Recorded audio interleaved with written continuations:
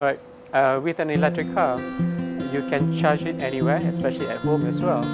So for a normal combustion car, for every 100 kilometer travel, it'll take you with about 10 liter of fuel per 100 kilometer travel. So you will need roughly about 26 ringgit to fill up the car.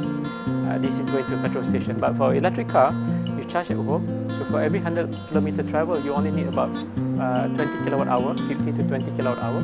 So in the case of this car, even if you charge at home, it will cost you roughly only 10 ringgit, or if not even about 4 ringgit between that. So 4 or 10 ringgit compared to 26 ringgit, that's a tremendous saving for you on day-to-day use. So what you do, once you plug in to the port, you just take it to any electric car, like in this case is a Tesla Model S.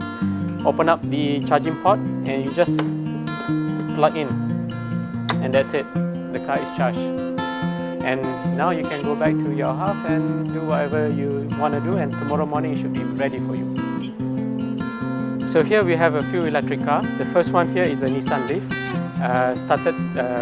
Sold in Malaysia in the year 2013. It can go roughly about 180 kilometers per charge, and the price before tax at that time was about 150,000 ringgit in Malaysia. But in the world it was only about 20,000 pounds sterling.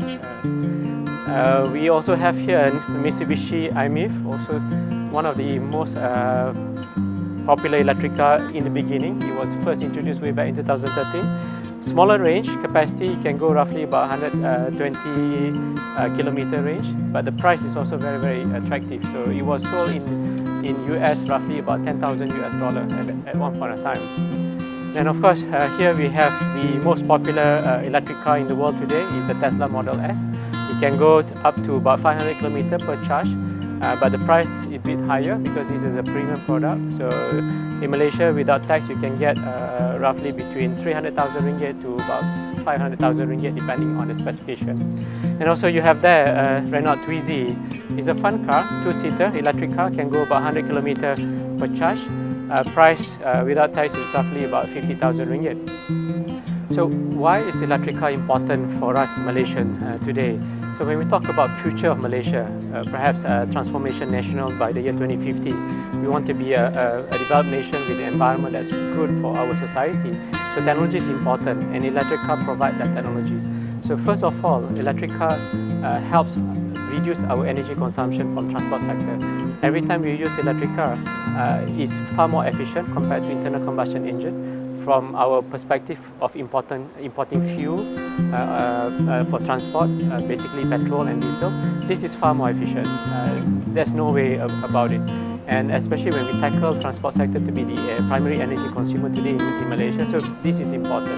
And we can diversify our resources from using renewable energy, hydro, if not natural gas, in order to provide the electricity. Number two, it's important from climate change for carbon emission. It is also important from our air quality. So we want to have a good environment in the future, so this is where we have to promote.